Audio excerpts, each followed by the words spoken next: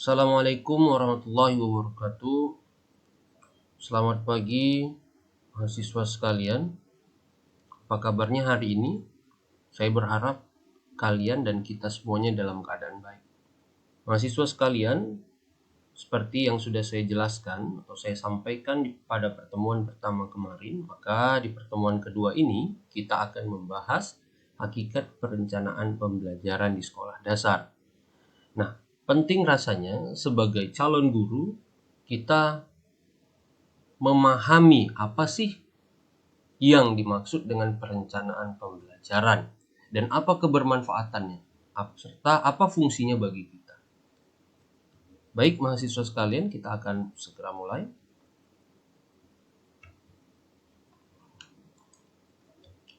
Nah, mengapa kita perlu menyusun sebuah rencana sebelum melaksanakannya? Ini sangat menarik.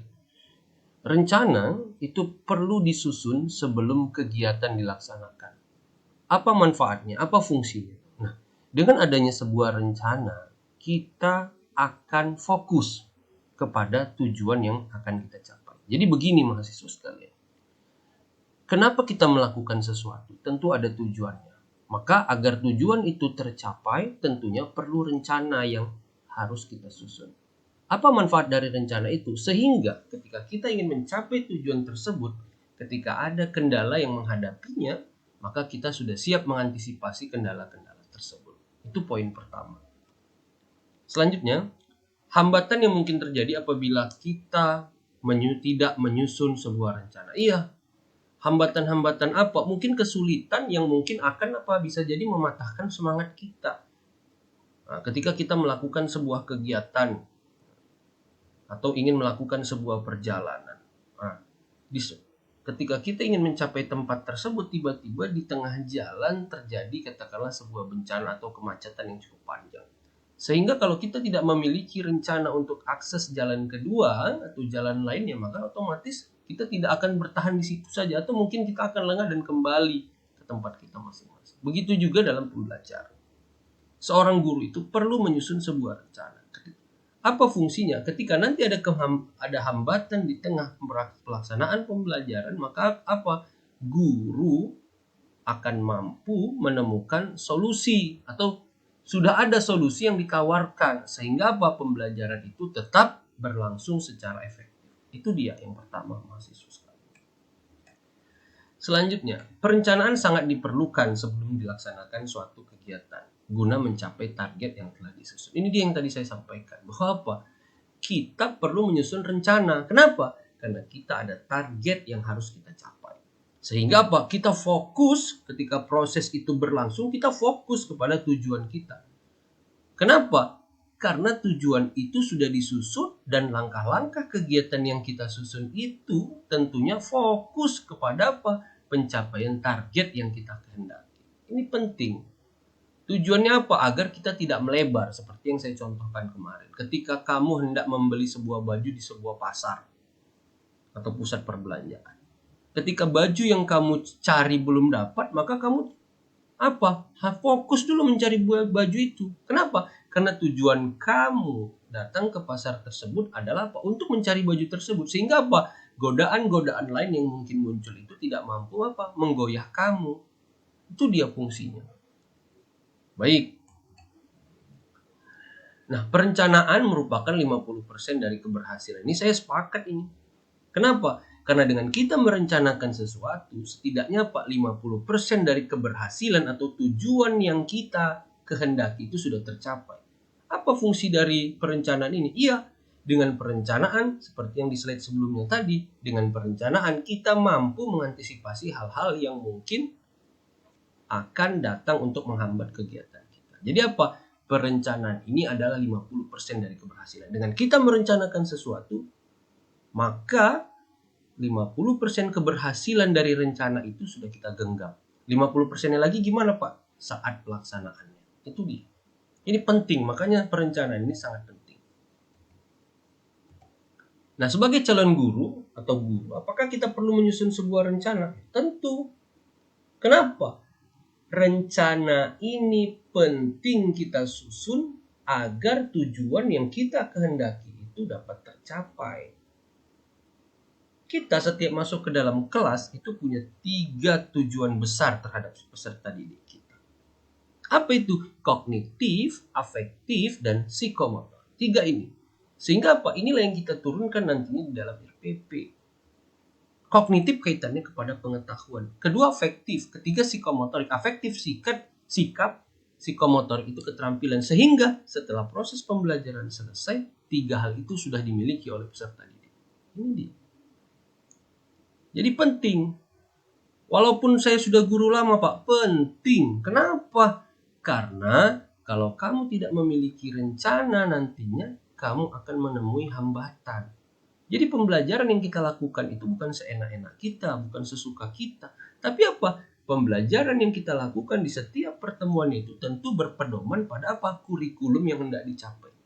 Jadi pembelajaran setiap pertemuan itu apa? Merupakan bagian-bagian dari apa? Kurikulum yang ada. Sehingga apa? Untuk mencapai pembelajaran yang efektif dan efisien diperlukan adanya sebuah perencanaan.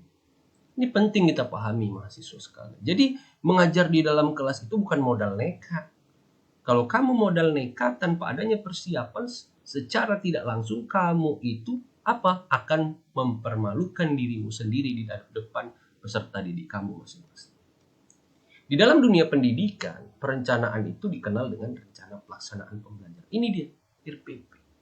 Maka kemarin saya sudah meminta kamu untuk mendownload RPP. Walaupun di pertemuan ini RPP itu tidak kita gunakan, tapi RPP itu seperti yang saya sampaikan kemarin, itulah yang akan nanti menjadi bahan ajar tambahan kita atau sumber ajar utama dalam apa? Perkuliahan dimulai dari pertemuan ke-5 hingga pertemuan ke-12. Nanti akan kita bedah itu. Maka kamu ketika mendownload RPP itu bukan hal yang sia-sia, tapi itu akan menjadi rujukan bagi kamu. Pada akhirnya nanti di pertemuan ke-15 kita sudah bisa menyusun RPP secara mandiri. Itu dia mahasiswa sekalian. Jadi perencanaan di dalam dunia pendidikan itu adalah poin pentingnya adalah RPP. Dengan RPP kita mengajar dapat maksimal. Kita mengajar dapat tenang. Jadi tidak grogi lagi. Kenapa? Karena kita fokus kepada tujuan yang kita kehendaki. Baik. Pengertian perencanaan pembelajaran. Nah, perencanaan pembelajaran berarti suatu proses penyusunan serangkaian kegiatan untuk menjadikan orang atau makhluk hidup belajar. Itu dia. Jadi di dalam perencanaan pembelajaran ada proses-proses yang kita susun. Yang proses-proses itu nantinya akan dilalui oleh peserta didik kita sehingga dia belajar. Nah, ini dia. Jadi kalau ada salah satu teori adalah belajar itu merupakan suatu proses. Karena dengan proses itu melibatkan apa? Aktivitas mental dari peserta didik kita. Nah, itu penting. Teori belajar apa itu, Pak? Nah, teori belajar itu disebut juga dengan teori belajar kognitivistik. Ini dia. Jadi dengan proses-proses yang kita susun, peserta didik kita dapat belajar. Ada langkah-langkahnya. Jadi enggak masuk kita menjelaskan, lalu kita berikan tugas. Bukan. Jadi proses-proses itu misalnya apa? Kita menampilkan video, kita minta peserta didik mengamati, kemudian kita minta mereka berdiskusikan dari hasil amatan mereka, di dalam kelompoknya mereka berdiskusi, kemudian mereka mempresentasikan. Nah, itu bisa jadi.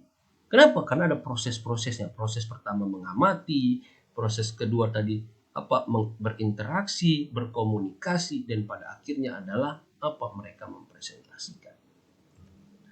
Nah, dalam pembelajaran, perencanaan dapat diartikan sebagai tujuan yang hendak dicapai. Nah, itu dia.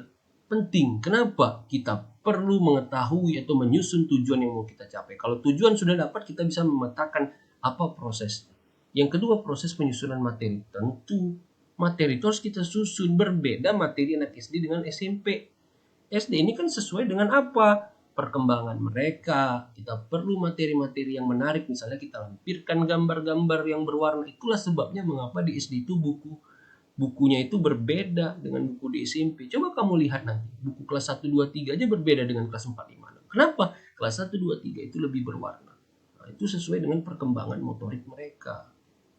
Yang ketiga, penggunaan alokasi waktu. Tentu perencanaan itu perlu kita sesuaikan dengan alokasi waktu. Jangan tujuannya terlalu banyak, merencanakannya terlalu banyak. Waktunya cuma 1 jam pelajaran atau 35 menit misalnya. Penggunaan media pembelajaran. Iya, Media pembelajaran ini penting. Kenapa? Karena ini adalah alat bantu kita agar pembelajaran kita itu tidak terlalu panjang kita menjelaskan. Karena dengan media itu bisa dijadikan alat perantara. Kelima, penggunaan pendekatan dan metode. Iya, jadi metode pembelajaran ini juga dapat kita tentukan dengan setelah kita menyusun perencanaan. Jadi, ini tujuan saya, sehingga metode yang tepat itu ini. Jadi tidak ada metode yang tidak tepat, semua metode itu baik sesuai dengan materi yang sampaikan. Karena penilaian akan digunakan untuk mencapai tujuan yang telah ditentukan. Iya, jadi penilaian itu disesuaikan dengan tujuan yang akan kita capai. Jadi nggak suka-suka kita, bukan berarti penilaian itu kasih tugas sudah. Apa tujuannya? Harus sesuai. Karena apa? Ingin mengukur ketercapaian dari tujuan yang kita susun. Baik manfaat dan fungsi perencanaan pembelajaran. Nah ini dia yang pertama menurut Abdul Majid tahun 2007. Halaman 22 mengemukakan ada beberapa manfaat sebagai petunjuk arah kegiatan. Nah ini dia. Jadi dengan ada tujuan, ini arah kegiatan kita ada. Pertama ngapain, kedua ngapain, itu dia. Yang kedua sebagai pola dasar dalam mengatur tugas dan wewenang. Itu dia. Apa tugasnya? Apa yang akan dilalui? Baru yang ketiga sebagai pedoman kerja bagi setiap unsur, baik guru maupun murid atau peserta didik. Itu dia. Guru ngapain, peserta didik ngapain. Jangan lagi guru yang aktif terus. Ini kita sudah bukan lagi pembelajaran teacher center learning, tapi student center learning. Bagaimana kita mengembangkan potensi peserta didik kita. Keempat, sebagai alat ukur efektif tidaknya suatu pekerjaan. Iya, dengan adanya perencanaan pembelajaran kita tahu efektif nggak ya pembelajaran yang tadi kita lakukan. Karena tujuan saya ini, hasilnya begini. Nah, itu. Untuk bahan penyusunan data agar terjadi keseimbangan kerja. Iya, kenapa? Hasil-hasil yang diperoleh peserta didik itu menjadi apa? Data kita, apakah yang kita lakukan tadi sesuai atau tidak. Yang keenam, menghemat waktu, tenaga, dan alat-alat serta biaya. Penting. Kenapa? Agar waktu yang kita lakukan itu lebih hemat sehingga peserta didik dapat memahaminya dengan baik. Nah, Umar Hamalik mengatakan ada fungsi perencanaan pembelajaran. Yang pertama, memberikan guru pemahaman yang lebih luas tentang tujuan pendidikan. Jadi guru tahu, jadi bukan hanya mengajar itu sekedar menyampaikan materi selesai. Tidak, tapi ada hal-hal yang mau dicapai. Yang kedua, membantu guru memperjelas pemikiran tentang sumbangan pengajarannya terhadap pencapaian tujuan pendidikan. Itu dia. Jadi guru ini harus terus mengupgrade ilmunya, mengupgrade pengetahuannya. Karena apa? Itu adalah sumbangsi dia, jariah dia buat peserta didik. Ketiga, mengurangi kegiatan yang bersifat trial and error. Nah, ini kesalahan-kesalahan yang mungkin terjadi dalam mengajar. Jadi dengan adanya itu kita tahu, wah ini nggak boleh kulakukan, nanti ada kesalahan. Nah, jadi penting dia. Keempat, murid-murid akan menghormati guru dengan sungguh-sungguh. Nah, jadi itu tada. Memang ini etika lah, guru harus menghormati, siswa harus menghormati peserta. Yang kelima, memberikan kesempatan bagi guru untuk memajukan pribadinya dan perkembangan profesional. Iya, mengajar merupakan salah satu bukti pengembangan diri bagi guru. Tapi bukan berarti guru terus yang aktif. Tapi bagaimana guru mengaktifkan peserta didik untuk aktif atau turut berpartisipasi dalam pembelajaran.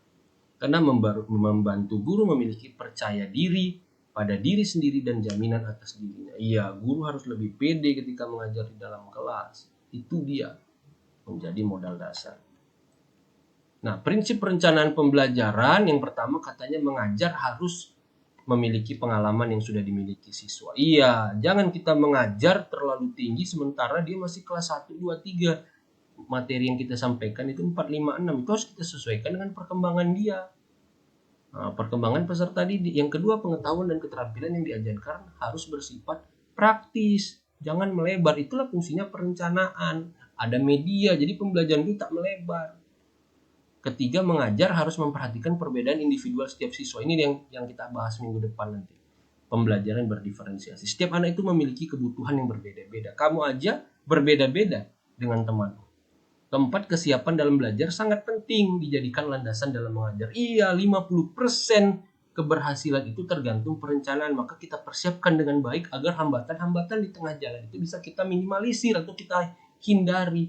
Kelima, tujuan pengajaran harus diketahui siswa. Kenapa? Karena siswa akan sadar setelah aku mengikuti pembelajaran hari ini, aku dapat apa. Sehingga akan apa? Meningkatkan minat dan motivasi mereka. Yang keenam, mengajar harus mengikuti prinsip psikologis tentang belajar. Ini dia. Kita harus memperhatikan perkembangan peserta didik. Baik mahasiswa sekalian, inilah dia tahap perencanaan awal, formulasi, dan yang lainnya nanti dapat dibaca. Mungkin ini perkuliahan kita. Terima kasih. Senang bisa bertemu dengan kalian. Assalamualaikum warahmatullahi wabarakatuh.